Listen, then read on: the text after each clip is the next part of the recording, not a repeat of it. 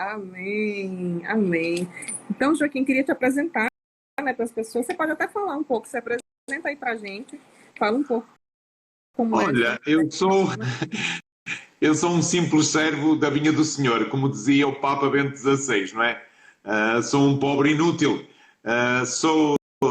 Gosto muito e tive em 2004 aqui a graça da amizade que tinha com o Padre Conde, que foi vice-postulador da causa do Francisco e da Jacinta, e depois faleceu, e depois também tive o privilégio de conhecer e ter uma amizade também com a postuladora, vice e depois postuladora, a irmã Ângela, que terminou o processo da canonização. E como eu dizia, eu tive uma experiência, uma única vez estive com a irmã Lúcia, em 2004, em maio de 2004, quando o Padre Conde pediu-me se eu podia conduzir o seu carro até Coimbra, onde ela estava no Carmelo. E fui, na altura, com o Dom Serafim, bispo desta diocese, e mais uma pessoa que nos acompanhou. E o Padre Conde tinha um encontro com a irmã Lúcia, e então fomos. E eu pensei que era só de motorista, pronto, e fiquei no carro. E o Padre Conde, uma pessoa extraordinária, um homem santo, não é? E que me fez apaixonar ainda mais pela mensagem de Fátima, disse, não, vem comigo. E lá fomos, lá entramos, e a irmã Lúcia, nas suas palavras, virou-se para mim, a determinado momento da conversa, e disse, Nossa Senhora gosta muito de ti, mas não decepciones Nossa Senhora. Eu acho que desci à terra, subi aos céus, porque falar com alguém que viu Nossa Senhora, eu nem conseguia olhar diretamente. Estava ali muito, eu não digo oprimido, mas muito envergonhado, muito, quase que nem respirava. E quando ela tem esta frase, porque ela tinha uma voz forte, uma voz convicta, uma voz de fé, e me diz isto, não é? O meu corpo estremeceu, parecia que tinha morrido, não é? E de facto essa experiência, e depois com a vinda para cá, de Coimbra para cá, para Fátima, o Padre Conde foi brincando um bocadinho comigo, não é? E disse, olha, para a irmã Lúcia dizer que Nossa Senhora gosta de ti, Joaquim, agora comecei a debruçar um bocadinho mais sobre a mensagem de Fátima e graças a Deus hoje estou no Santuário de Fátima já há uma série de anos, a convite já deste novo bispo, o Dom António Marto. Sou assistente espiritual e social, ou seja, eu atendo mais ou menos no santuário à volta de mil e tal pessoas. Estás a ouvir? Está tudo bem? Eu estou a ouvir-te bem. Não estás a ouvir? Mas não sei. Pronto. Voltou. Será que é da net? Mas eu aqui tenho bastante net. Pronto. Deve ter sido da net. Eu estava a dizer que sou assistente espiritual e social aqui no Santuário de Fátima. A parte espiritual é uma parte também da área da psicologia. Nós atendemos casais, pessoas que têm dúvidas, pessoas que acham que têm algum problema espiritual ou não, e eu faço esse tipo de atendimentos. Normalmente, por ano, ando à volta de mil e tal pessoas por ano que atendo. E depois também temos a parte social, que é uma parte de pessoas, às vezes carenciadas, que necessitam de alguma ajuda para poder, portanto, um cabaz de alimento de luz, em que nós também fazemos esse tipo de trabalho. E também estou na pastoral da Mensagem de Fátima, não é? Com uma equipa, somos uma equipa, não há aqui líderes nem deixar de ser líderes, somos uma equipa também com sacerdote, que também abordamos estes temas disso. Além de fazer algumas conferências, ainda ontem aconteceu uma, falar sobre mais ou menos esta situação que estamos a acontecer neste tempo no mundo inteiro, que não há soluções, há caminhos, não é? O tema foi esse, porque procuramos sempre soluções e muitas vezes nos esquecemos que o objetivo ou o sentido verdadeiro é o caminho, não é? Porque é preciso percorrer um caminho, é preciso fazer um caminho para, de facto, a gente atingir as metas, atingir os objetivos, porque sem isso, sem as soluções imediatas, normalmente não dão um resultado ou estão a prejudicar outras pessoas, não é? É verdade, Joaquim. Joaquim, você trazendo aí um pouco dessa sua experiência belíssima, né? Primeiro com esse sacerdote que tinha esse contato tão próximo com a postulação da causa dos pastorinhos, depois com a própria irmã Lúcia, né? Realmente, e já ouvi dela que a Santíssima Virgem tem um apreço especial por você, realmente é uma graça, é uma alegria muito, muito grande. E aí eu pergunto para você que atua aí no Santuário de Fátima, Joaquim, a gente viveu na semana passada, no dia 13 de maio, 103 anos da aparição, né, de Nossa Senhora em Fátima. E a gente está acostumado a ver aquela cena do santuário completamente repleto de pessoas, né? Até tem uma imagem aqui, para ver se eu consigo mostrar. Dia 13 de maio.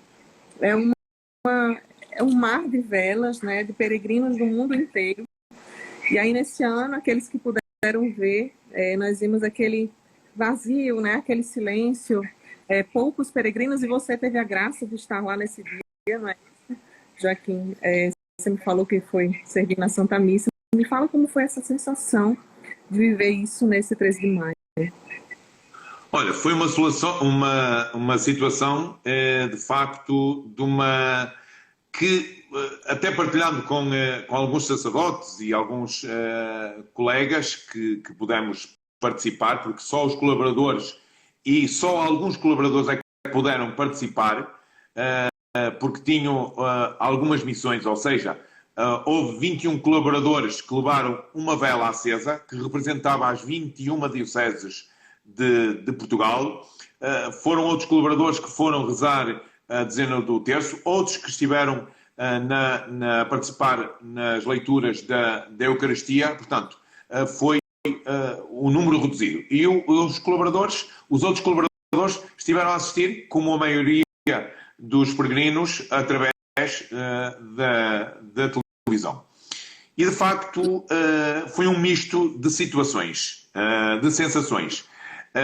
Primeiro, um misto de facto, um vazio, onde faltou ali o calor, onde faltou o povo e Nossa Senhora. De facto, a gente sentiu isso. Mas também sentiu que durante o 12 e depois no 13, porque esteve muito nevoeiro no dia 13, nós sentimos que Deus não nos abandonou. E só houve 2 vezes este vazio no santuário.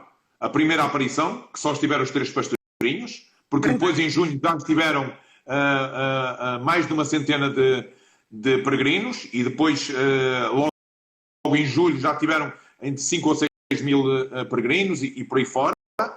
E agora, desta vez, provocado por esta pandemia. Mas o Sr. Bispo, Dom António Marto, ele tem uma homilia muito profunda que aqueles que quiserem reler ou aprofundar um pouco podem ir ao site do Santuário e tirar a homilia que está lá colocada. Que ele diz que esta peregrinação também nos levou a ter um encontro pessoal connosco próprios. Ou seja, a fazer uma peregrinação interior, não é? Em que é o mais importante, o nosso interior, que se aproximar de Deus, não é? Como é que eu estou a lidar com esta relação, não é? Diante da pandemia, esta relação com Deus. Eu baixei os braços, eu perdi a esperança, ou eu agarrei-me ainda mais e tenho esta esperança de que amanhã este recinto será pequeno para tanta gente, não é? E o Sr. Bispo foi muito ungido mesmo, muito cheio do Espírito Santo na sua homilia. Mas facto, e há um momento ali na homilia, que há uma nuvem tão densa que se abate sobre o recinto todo, que nós não víamos, sei lá, uns 15, 20 metros, não víamos mais de 15, 20 metros de distância. A própria capelinha, do altar para a capelinha, nós quase que não conseguíamos ver a capelinha, não é? E de repente, nós temos sempre aquele momento de adoração eucarístico, a nuvem parece que sobe, não é? E há quase uma luz, mas uma luz, não uma luz quase natural. Eu estou a falar da minha experiência pessoal, que estive muito atento. Eu senti ali que não era uma luz natural, que não era uma luz do sol, mas que era uma luz mais cristalina do que o próprio sol, não é? Foi a minha interpretação e partilho com vocês, não é? Senti isso, não é? Ou seja, Deus a dizer, eu estou presente àqueles que estão aqui e àqueles que estão a assistir. Foi mais ou menos isto que eu vivi nesta experiência de 12 e 13 de maio. Que coisa linda, Joaquim. Você partilhando, realmente eu tive acesso à homilia do bispo e realmente é assim de uma profundidade imensa, né? Aquilo que Deus, a obra que Deus faz naquele silêncio, a obra que Deus está fazendo na nossa vida, como se fosse um retiro. Começar a introduzir um pouco esse tema. As pessoas que estão entrando agora, nós estamos falando sobre as aparições da Virgem de Fátima, aqui com a imagenzinha dela. Eu queria começar falando um pouco sobre as crianças, Joaquim. Quem foram essas 3 crianças, né? A gente conhece já Joaquim, até Joaquim, Francisco e Jacinta, Francisco e Lúcia. Tem aqui a imagem deles. Exato. Lúcia. É esses mesmos. E aí você pode... Joaquim vai falar... A gente queria que a gente falasse um pouco, Joaquim, sobre quem foram essas 3 crianças que foram agraciadas, né? Que são os videntes de Fátima, que tiveram a graça de contemplar a Mãe de Deus em Fátima. Olha, a Lúcia era uma menina, portanto, mais nova, era uma menina, que desde da sua tenra idade, ela aprendeu a rezar a Ave Maria, não é? E a aprender e então ensinava as filhas, porque naquela altura tinha-se muitos filhos, e ensinava às filhas. E a Lúcia no colo, conta ela nas memórias, a Lúcia no colo da mãe, com 5 aninhos, ela aprendeu a doutrina e a rezar a Ave Maria e o Pai Nosso. Quando a mãe ensinava às irmãs mais velhas, que tinham 10 e 11 anos de idade. Depois, a Lúcia tem uma experiência muito bonita, porque, ou seja, Deus escolhe, sim, mas esta escolha de Deus também se dá à abertura do nosso coração. E a Lúcia tem aqui, logo na tenra idade, esta abertura do coração para Deus. E com 6 anos, a mãe mandou, num dia, irmãs, para ela ir à igreja e confessar-se, não é? Entretanto, o prior vai confessando as meninas e acaba por confessar a pequena Lúcia. Prior é o parco, o padre da paróquia. Sim. E quando a confessa e pergunta-lhe a doutrina... Aliás, desculpa, não confessou, perguntou-lhe pela doutrina. E ela disse, e depois perguntou-lhe quantos anos tinha a Lúcia. E a Lúcia respondeu, honestamente, que tinha 6. E o padre disse à Lúcia que não podia fazer no domingo a comunhão, porque só tinha 6 anos e no mínimo tinha que ter 7. Entretanto, o que acontece é que o Padre Cruz, que portanto, está em processo de beatificação, veio ajudar na paróquia a confessar as crianças. E viu a Lúcia a chorar compulsivamente, porque Lúcia tinha um desejo, um ardor muito grande. E o Padre Cruz leva para a sacristia e pergunta à menina o que ela tem. E depois vem para fora e chama o sacerdote da paróquia e diz: esta menina está mais do que bem preparada para fazer a comunhão, a primeira comunhão. Está mais bem preparada do que alguns destes meninos que estão aqui. E o padre ficou um pouco indeciso na altura e o Padre Cruz virou-se para ele e disse: se o senhor não assumir, eu assumo por ela que ela está preparada. Eu assumo essa responsabilidade. E assim foi, o prior aceitou ela confessar-se, não é? Fazer a primeira comunhão. Mas há aqui um detalhe muito lindo, maravilhoso, que só anos mais tarde é que ela conta. Nem a mãe ela disse isso à mãe. Porque vou contar aqui primeiro o momento caricato e depois o momento mais sensível. O momento caricato, que é que Lúcia tinha uma voz, já naquela pequenez, uma voz forte. E quando se foi confessar, todas as crianças ouviram os pecados dela. Meu Deus do céu, que vergonha. E quando ela saiu da confissão, toda a gente se ria por causa dos pecados. Até a mãe, que estava lá, e ouviu. E repreendeu-a. Só que há uma coisa que ela não ouviu e que Lúcia falou ao Padre Cruz e o Padre Cruz a ela. É que o Padre Cruz disse para ela ter sempre um coração puro para Nossa Senhora, não é? Aquilo que Nossa Senhora imitar a Nossa Senhora, digamos assim. Uhum. E Lúcia responde que sim, que é isso que deseja, que sempre desejou ser pura para Nossa Senhora e para Nosso Senhor Jesus Cristo.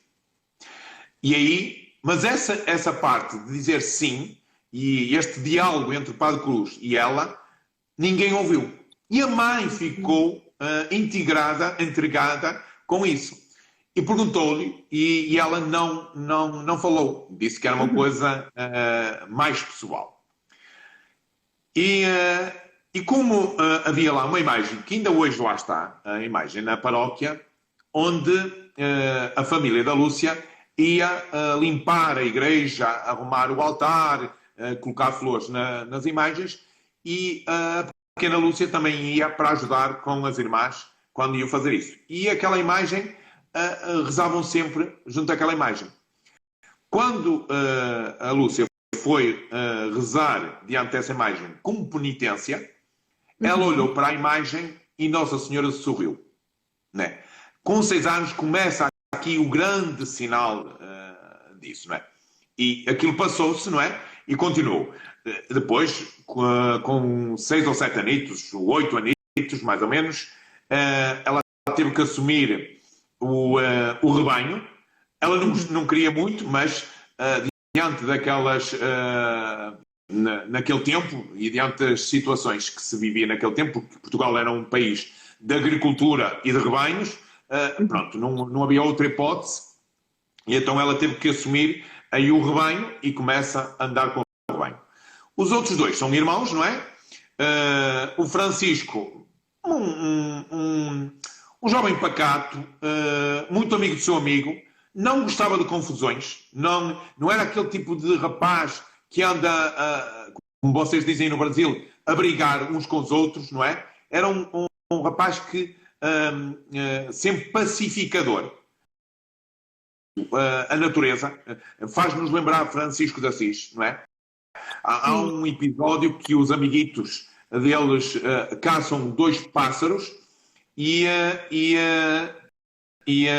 o Francisco queria que os soltasse. E ele disse, não, nós não vamos soltar, ficamos com eles. E ele foi buscar, na altura, dinheiro, 2 ou 20 vinténs, agora não me recordo assim de cabeça, acho que foram 2 vinténs. E foi buscar a casa, deu aos amigos, e depois pegou na gaiola e soltou os pássaros. E os amigos perguntaram que ele perdeu tudo, ou seja, perdeu o dinheiro e perdeu os pássaros, porque eles pensavam que ele ia ficar com os pássaros. Não, e ele diz que os pássaros têm que ser livres. E a frase que ele diz ao pássaro diz ser livre, não é? Portanto, tinha esta característica, o Francisco tinha muito mais, mas senão a gente depois não consegue chegar às outras coisas. A Jacinta. Esse é o Francisco. Vou mostrar o Francisco para... Sim, o Francisco é esse, exatamente. O pai deu-lhe um pífaro. O pai deu-lhe um... Não é isso? 8, Diz. Na aparição, na data da aparição, a idade dele era? Tinha 8 anos. 8 anos. Tinha. E a Jacinta tinha 7 e a Lúcia tinha 10. Tinha 10. O Francisco, o pai deu-lhe um pífaro e ele tocava muito. Um pífaro é tipo uma flauta, para vocês compreenderem. E ele gostava muito, tocava muita música. A Jacinta era um bocadinho mimada, não é? Era um bocadinho, às vezes, difícil, porque gostava que as coisas fossem feitas um bocadinho à sua maneira. Os jogos também eram feitos segundo mais ou menos as suas regras, e se não, amuava, não é? Isto era antes das aparições. Depois é que as coisas começaram a ser diferentes, não é? E aí as coisas tornaram-se, ou seja, assumiram, não é? Assimilaram de tal forma estas visitas do céu, desde o anjo até as últimas aparições de Nossa Senhora, que eles mudaram totalmente. De facto, há aqui uma mudança interior das crianças, tornaram-se quase adultas, não é? No sentido de partilhar toda a mensagem de Fátima, sim. Perfeito. Antes de chegar ao anjo, Catiúcia, eu queria só colocar como é que o céu olha para nós. Para nós, e aqui nós, filhos de Deus, não é? Porque, reparem, e eu tinha aqui nos meus apontamentos, só para não me esquecer, não me falhar nada. Porque, na época das aparições, nós estávamos na Primeira Guerra Mundial, onde estava a ser ceifada milhões de vidas, não é? E nós temos o Bento XV, que é de 1914 a 1922, Papa, e ele, a 5 de maio de 1917, diante de tanta dor, de tanto martírio, de tanto sofrimento, ele faz uma súplica, não é? Nossa Senhora, invocando Nossa Senhora, como Rainha da Paz, não é? Que rogai por nós, Nossa Senhora, não é? Porque o mundo está em guerra. Isto a 5 de maio de 1917. A 13 de maio de 1917, Nossa Senhora responde, aqui em Fátima. Não é? E Bento XVI assume isso, não é? Como, de facto, o fim da guerra deve-se a esta aparição de Nossa Senhora, porque o povo entendeu que precisava de rezar. Não é? E não foi só em Portugal, mas o mundo começou a rezar. E mesmo já soldados em guerra, que estavam em guerra, que ouvindo as notícias, começaram a escrever, de facto, para a Nossa Senhora, para aqui, para Fátima, pedindo, de facto, que os livrasse da morte. Portanto, é importante o céu debruçar-se sobre nós, ou seja, Deus está debruçado sobre nós, Deus escuta as nossas súplicas, Deus vem sobre nós. Portanto, é isso importante. Voltando agora ao anjo. De facto, em 1950, elas paravam, e a Lúcia diz que entre abril e outubro de 1915, esse anjo apareceu algumas vezes. Elas normalmente rezavam, ou estavam a rezar, sentavam-se para rezar com as amiguitas, e as amiguitas também viam. Só que não sabiam, ou seja, nem a Lúcia também sabia, portanto, era diferente, mas não sabiam explicar aquilo. E sempre que rezavam o terço, aparecia essa figura no céu, não é? Pronto. Umas vezes não se via bem as mãos, Portanto, mas era diferente das nuvens e tinha uma fisionomia humana, não é? Tinha uma estrutura humana. Mas num silêncio, não é? E a Lúcia descreve que não sentia medo. Mexia consigo, mas não de medo, não de temor, não de insegurança. Havia algo que mexia com ela. E ela continuava e não tinha medo de olhar e continuar a contemplar, podemos chamar até de dizer isto, esse anjo. E foi assim. Depois, em 1900, que o anjo diz, a primeira vez que o anjo e a Lúcia aqui, a Lúcia não consegue dizer nem verdadeiramente o mês, nem o dia, porque a Lúcia era analfabeta. Ela só vai para a escola a pedido de Nossa Senhora. E a Lúcia não consegue descrever quais foram os meses que o anjo apareceu as 3 vezes. Ela diz que estavam a crescer os dias e que devia ser por volta da primavera, depois o verão e depois mais para o outono. E, portanto, fins de setembro, princípios de outubro, diz que a última aparição foi essa. E quando eles estavam na Loca do Cabeço a rezar, não é? Que é onde apareceu a terceira vez, onde a Catiúcia penso que deve ter ido ver onde é que o anjo apareceu. Portanto, a primeira vez também aparece aí. E o anjo chegou junto deles e diz: não temais, sou o anjo da paz. Ou seja, logo aqui nós vemos o não tenhas medo, né? E é o Deus do amor, o Deus da compaixão, de nos acompanhar neste caminho, né? Sou o anjo da paz. Os pequenos sabiam que havia uma guerra e que era muito grande, porque todos rezavam em casa, nas famílias, por o fim dessa guerra. E então, sou o anjo da paz. Inclusive, Joaquim, o irmão de Joaquim, ou de do Francisco estava na guerra também, não era? Não, o irmão de Francisco não. Era da família do Francisco. Porque o irmão de Francisco não era assim muito maior do que eles. Não? Era um parente dele. Era um parente dele, sim. Exato. Sim.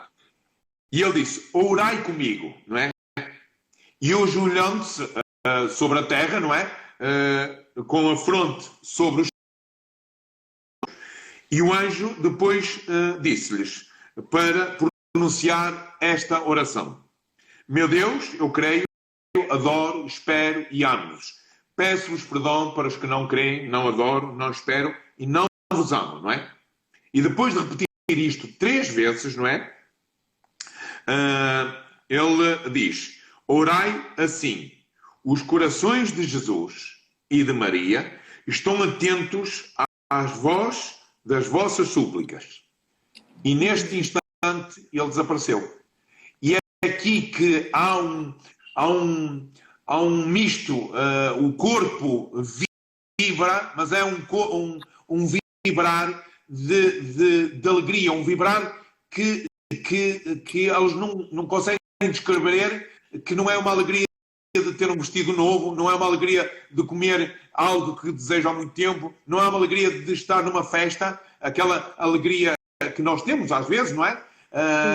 É uma alegria que saía de dentro e que não sabem. A segunda vez, eles estavam no poço, que era da casa da Lúcia, dos pais da casa, dos pais da Lúcia, não é? E aparece, não é? O anjo de repente, não é? E aqui eles estavam a brincar um bocadinho, não é? E o anjo tem assim uma firmeza, diz: que fazeis? Não é? Como quem diz, é urgente rezar, não é? Porque o mundo está a atravessar esta guerra, não é? E diz: orai muito, não é? Os corações de Jesus e Maria têm sobre vós desígnios de misericórdia, não é? Esta misericórdia, não é? Que eles são instrumentos, não é? De Deus para, não é? Salvar, resgatar tantos que andam perdidos, não é? Oferecei, e aqui que os pastorinhos começam a ter esta mudança, sem os pais deles saberem. Diz ele, oferecei constantemente ao Altíssimo orações e sacrifícios. Que falava que nem um papagaio, não é? E Lúcia pergunta logo, não é? Mas como é que havemos de fazer esses sacrifícios, não é? E o anjo responde, tudo o que puderes, oferecei em um sacrifício em acto de reparação pelos pecados, não é? Porque Nosso Senhor, não é? É ofendido, não é? Ele é ofendido, não é? E de súplica pela conversão dos pobres pecadores, não é? Atrair assim sobre a vossa pátria, não é? E aqui é importante, sobre a vossa pátria, a paz, não é?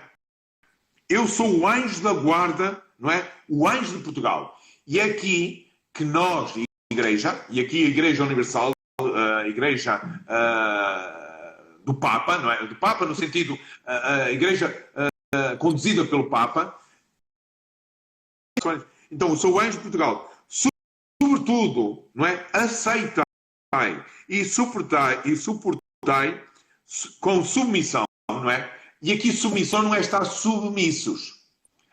Submissão significa estar sobre a mesma missão de Deus, sobre a mesma missão de Nossa Senhora, não é? Submissão e sofrimento, não é? Que o Senhor vos quiser enviar, não é? E estas palavras, diz a Lúcia, gravaram-se no coração deles e no seu espírito, não é? Como uma luz que os fazia tremer, mas ao mesmo tempo compreender quem era Deus, não é? E como nos amava e queria ser amado. Os adultos conseguem ter. E nós percebemos quem era Deus, não é? Compreender quem era Deus, como nos amava e queria ser amado, não é? Então compreendemos o valor do sacrifício, não é? Como ele era-lhe agradável, não é? E com essa atenção, não é? Convertia muitos pecadores. Então eles perceberam, de facto, a missão que era importante, não é? E depois a terceira aparição, que, como ela diz, finais de setembro, princípios de outubro, não se lembra, diz que os dias já estavam mais pequenos, eles estavam lá, e então o anjo aparece, e aí penso que até vai ser trevoada, e até se escondem dentro de um refúgio que havia lá naquele local, e de repente a luz desaparece e fica só o anjo. E quando eles veem o anjo traz na mão o cálice e a hóstia. E quando eles olham para o anjo, veem algumas gotas cair sobre o cálice, não é? E quando caem essas gotas, a hóstia e o cálice ficam suspensos no ar, e o anjo desce, não é? E prostrou-se como das outras vezes fez, e repetiu esta oração 3 vezes também, não é? Santíssima Trindade, Pai, Filho e Espírito Santo, adoro-vos profundamente, ofereço sacrais da terra, em reparação dos ultrajes, sacrilégios e indiferenças com que ele mesmo é ofendido, e pelos méritos infinitos do seu Santíssimo Coração e do Coração Imaculado de Maria, peço-vos a conversão dos pobres pecadores. Depois de repetir 3 vezes, não é? Levantou-se numa suavidade, não é? Tomou na mão o cálice e a hóstia, deu-me a mim, à Lúcia, a hóstia, não é? E o que continha no cálice deu a beber à Jacinta e ao Francisco. Aqui eles fizeram a primeira comunhão, não é? E dizendo ao mesmo tempo, tomai e bebei o corpo e o sangue de Jesus Cristo, horrivelmente ultrajado pelos homens ingratos. Reparai os seus crimes, consolai o vosso Deus. E de novo prostrou-se, depois de comungar, Santíssima Trindade, Pai, Filho e Espírito Santo, não é? Portanto, nós vemos que aqui é um momento, não é? que lá está, nós começamos a ver o sentido, não é? De que isto não era algo, ou seja, que não era algo eu não queria diminuir as outras aparições, mas esta aparição, o centro, digamos assim, desta aparição é Cristo, não é? É a Eucaristia, não é? O centro é Cristo, não é? E, portanto, o primeiro sentido é sempre Cristo, para que depois nas aparições de Nossa Senhora, às vezes, sem querer, nós levássemos o sentido sempre para o seu Filho, Nosso Senhor Jesus Cristo, não é? Que é, não ofendeis mais o Nosso Senhor Jesus Cristo, não é? Porque está muito ofendido pelos pecados dos pecadores. Então, é este sentido, não é? Que aparece. Diz ele, e a Lúcia diz, eu não sei porque é que esta aparição, porque ainda não tinha conhecido as aparições de Nossa Senhora, ela disse, não sei porque é que esta aparição causou em nós estes efeitos diferentes, não é? Porquê? Porque tinha visto o anjo em 1915, já houve o seu interior já foi remexido. Mas esta aparição, não é? Com a adoração eucarística e a comunhão, provocou algo nela, mexeu nela, efeitos diferentes. Diz ela, era uma paz, era uma felicidade, era ao mesmo tempo um abatimento físico, era uma agilidade expansiva, mas também um aniquilamento. Era sentia uma divina presença, não é? Era um entusiasmo comunicativo, não é? Era tantos sentimentos que eu não sabia mais o que portanto, escrever diante daquilo que ela se lembrou quando escreveu estas. E é muito bonito você falando isso, Joaquim, porque tem a ver um pouco com a pergunta que está chegando aqui para a gente, de Mirne, que ele diz as aparições angélicas que precederam Nossa Senhora, né, que Joaquim está aqui justamente trazendo um resgate dessas 3 aparições que os 3 viveram, né, do anjo de Portugal. Ele pergunta se tinha o objetivo principal de preparar os corações dos pastorinhos, né, fazendo com que eles rezassem mais, com que eles já tivessem essa dimensão da conversão dos pecadores, de rezar pela conversão dos pecadores, de aceitar os sofrimentos, né? De fazer penitência. Você percebe se isso de fato preparou um pouco o coração dos pastorinhos? Sim, a Lúcia diz isso mesmo, não é? A mais adulta, digamos assim, de poder ter mais maturidade, ela diz isso, não é?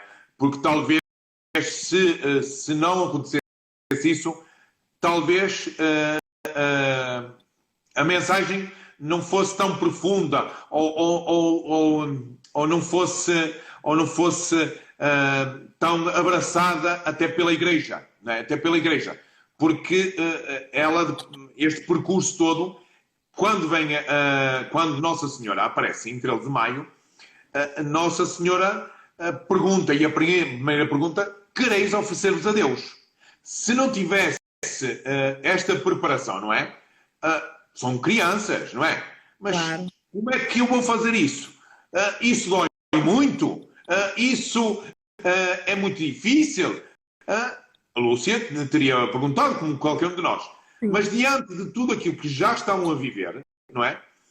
Claro que é no impulso, não é? Mas um impulso, não um impulso sem ser pensado, sem ser refletido, mas é um impulso que brota do seu coração. É um impulso que diz, eu quero, não é? E assumo, e tanto assumiram, os 3 cumpriram,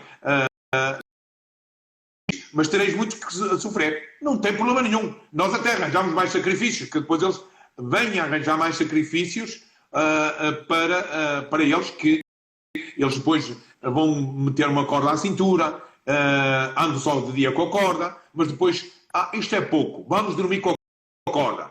E depois é o próprio Nossa Senhora, em 13 de agosto, que não é 13, é 19 de agosto, na aparição de agosto, que vai dizer, acho que é agosto, ou é agosto ou setembro, eu vejo já, Agosto, 19 de agosto. que ele diz, Nosso Senhor está muito contente pelos vossos sacrifícios, mas não quer que durmais mais com as cordas. Ou seja, o zelo de Deus para connosco, não é? Há limites para o nosso sacrifício, não é? E Deus não quer que a gente exceda, não é? Quer que a gente viva, não é? Que aceite, sim senhor, os sofrimentos, mas não provoque quase uma autoflagelação, não é? Ele não quer isso. Deus é bom demais. Deus nos criou, não é? Para o amor e não para a dor. Exato. E aí, sobre essa questão que você traz aí, tem um filme que retrata um pouco que eles demonstram nas expressões faciais que estão um pouco incomodados com aquela corda que eles dormem, acordam com aquela Sim, eles são e sofrem muito, porque aquele tipo de corda era uma corda daquele tempo, era uma corda áspera.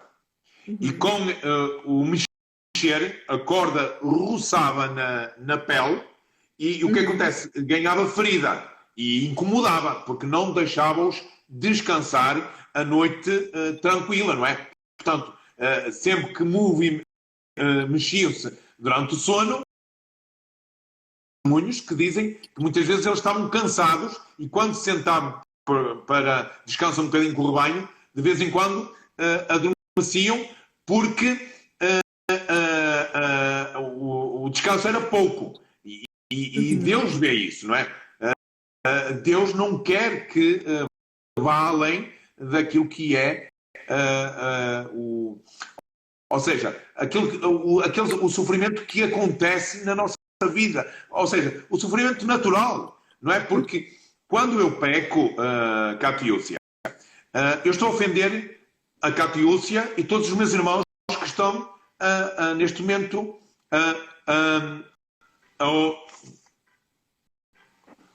alguém que está a ligar para mim para o botão. Eu estou a provocar. Sim. Portanto, e isso já é natural, não é? Então Deus não quer que a gente exceda, não é? Esses mesmos sofrimentos, não é? Isso mesmo. E aí, então, depois dessas 3 aparições, né, do Anjo de Portugal, que eles viveram, chegamos às aparições da Virgem Maria, né? De Nossa Exato. Senhora de Fátima. E aí eu pergunto, a gente não tem tanto tempo, se for o caso, a gente vê a possibilidade. Catiúcia, quantas vezes precisares, que agora já sei e vou arranjar o meu telemóvel para ir, eu não tenho problema nenhum em estar com vocês. Vocês marcam os dias, estar a explicar por... Deixa-me só ver aqui uma coisa. Pois não. Filha, eu agora não posso atender que estou num direto, está bem? Depois eu falo contigo, está bem? Tá, até já. Tá, até já, obrigado. Até já, obrigado. Hoje o Brasil está inteiro, era do Brasil. Então, eu já sabia, era de Cachoeira Paulista, que devem querer também alguma entrevista. E então, eu já sabia que isto ia ser muito denso. E para nós falarmos, e para também os nossos irmãos aprofundarem um pouquinho, nós não podemos passar pela rama, não é? E por isso eu já me tinha, no meu coração, já me tinha disponibilidade para as vezes que acabo cada mensagem de tesouro. E nós precisamos, porque elas têm sempre um sentido. Tanto, por exemplo, nós sabemos que na mensagem de maio, não é? Esta oferta para o céu, e depois há logo a pergunta: nós vamos para o céu, não é? E a Lúcia diz, a Nossa Senhora diz à Lúcia: sim, o Francisco e a Jacinta vão breve, tu ficas aqui mais algum tempo. E ela fica ali um bocadinho triste, não é? Mas ela diz, não te desanimes, não é? Que o meu coração irá-te acompanhar, não é? Portanto, vê-se logo esta caminhada, não é? Mas depois, em junho, vem a grande promessa do Imaculado Coração de Maria, mas em julho, a Lúcia não quer ir às aparições. E é bonito, eu só estou a dar uma pincelada que depois eu volto atrás. Porquê? E isto tem tudo um sentido. Porquê? Porque Lúcia começa a sofrer muito. Acredita muito porque olha para a sua filha. Como é que Nossa Senhora é capaz de vir ter com uma pessoa que é analfabeta? Uma pessoa do campo? Uma pessoa que não é culta? Como é que pode visitar e como é que ela pode dizer estas coisas? Não é? Está a enganar aqui a cidade toda, a aldeia toda, não é? Depois também as pessoas começam a procurar, a querer saber, a curiosidade muito, e começam a estragar a cultura dos pais do Francisco e da Jacinta e dos pais da Lúcia, não é? Eles não começam a ter sossego e a Lúcia começa a fazer esta interpretação. Pá, mas o céu, o anjo é o anjo da paz. Deus é o Deus da paz. O tormento, eu não tenho mais paz, eu não tenho mais sossego. E ela começa a fazer a interpretação, isto é do demónio. É o demónio que nos anda a enganar. E vira-se para os primos, que são primos, diz, isto é o demónio que anda a enganar. Eu amanhã não vou lá mais. Eu vou ficar em casa. E lá está o poder da oração. A força da oração. O Francisco e a Lúcia, nessa noite, não dormem. Ficam a noite toda a rezar o Francisco e a Jacinta, não dormem. Ficam a noite toda a rezar pela Lúcia, para que no outro dia de manhã os três possam ir à covadaria para estar com Nossa Senhora. Sim. E a Lúcia acorda no outro dia de manhã, tranquila, e diz, pela graça da oração. Portanto, aqui nós vemos e vemos como é importante cada aparição. Mas o que quiseres, Cátia e Lúcia, quando quiseres terminar, está tranquilo. A gente ainda tem a gente tem 10 minutos e a gente só tem... Pronto, eu posso ficar aqui, vamos ficar com a aparição... Mas se você tiver disponibilidade, a gente pode falar pelo menos sobre as aparições e a gente deixa os outros temas para a próxima live. A gente pode, inclusive, tá bem. Vocês que estão online... Então, a aparição de maio, não é? E vou aqui pôr o diálogo como ele foi. Então Nossa Senhora aparece, não é? Ficaram surpreendidos por essa luz, que pensavam que era trevoada, e então começaram a correr para casa. E quando Nossa Senhora desce sobre uma azinheira, Carrasqueira é uma azinheira pequena, não é? A Catiúcia viu aquela azinheira grande que estava lá, que é do tempo dos pastorinhos, era uma azinheira daquele tipo, mas muito pequenina, que depois ela... É mais ou menos 1 metro, 1,5 metros, não tinha mais. Baixinha. E eu estive em Fátima, eu vi essa azinheira grande e disseram onde estava a azinheira pequena, né, essa árvore. E falavam que as pessoas que depois acompanhavam os pastorinhos nas aparições, e quando Nossa Senhora aparecia, que eles viam a baixa da árvore onde Nossa Senhora pisava. É verdade.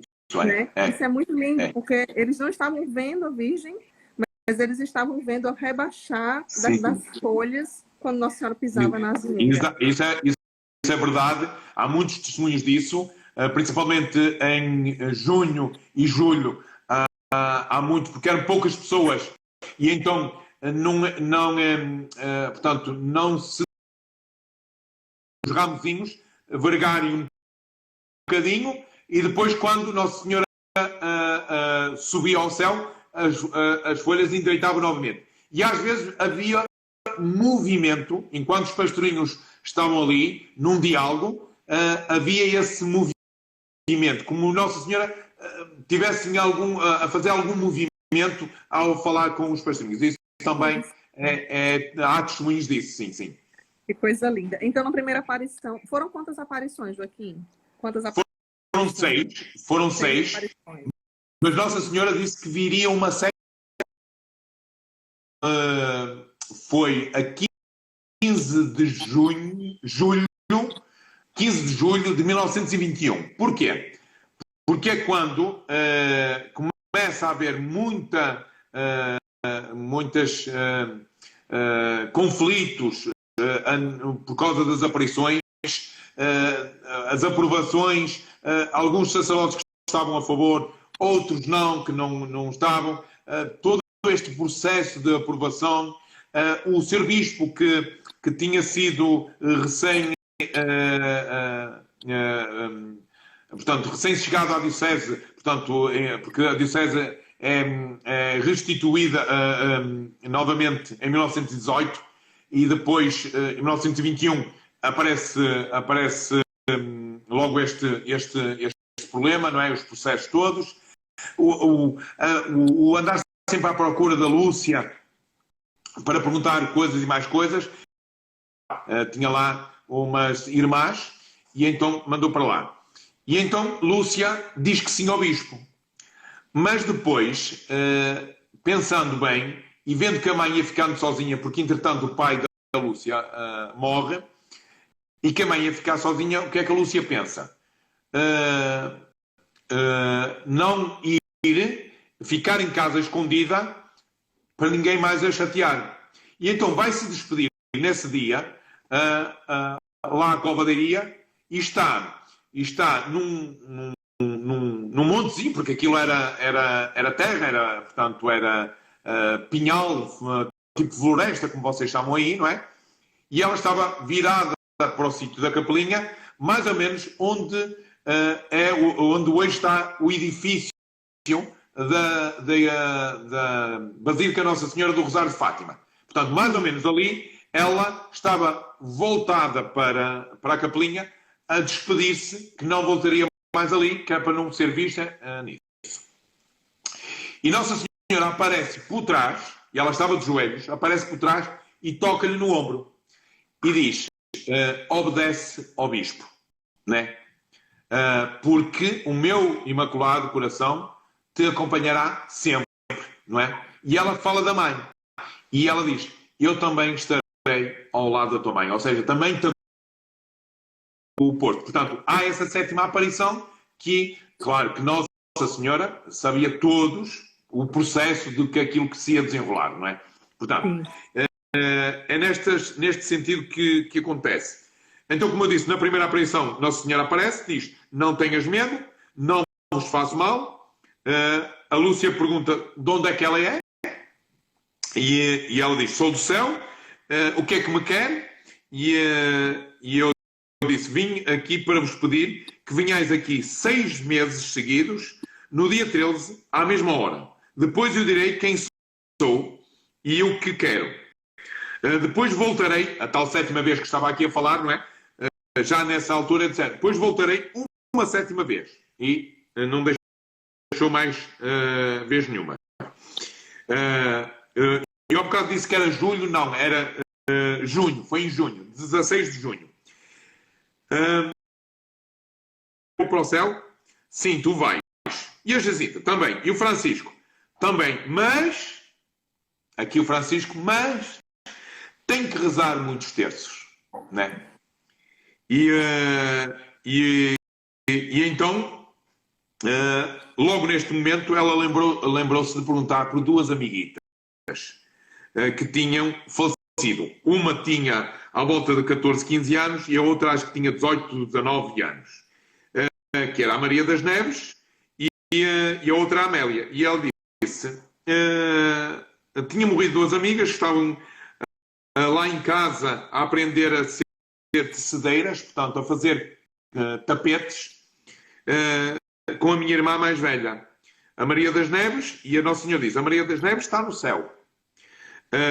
E a Amélia, pergunta à Lúcia, está no purgatório até ao fim do mundo. Para ti, para mim e para aqueles que nos estão a ouvir, nós que já temos alguns cabelos brancos, pelo menos eu, Eu tem também. mais, não é, responsabilidades, não é, do que uma criança, É não é? verdade. E nós temos que repensar muito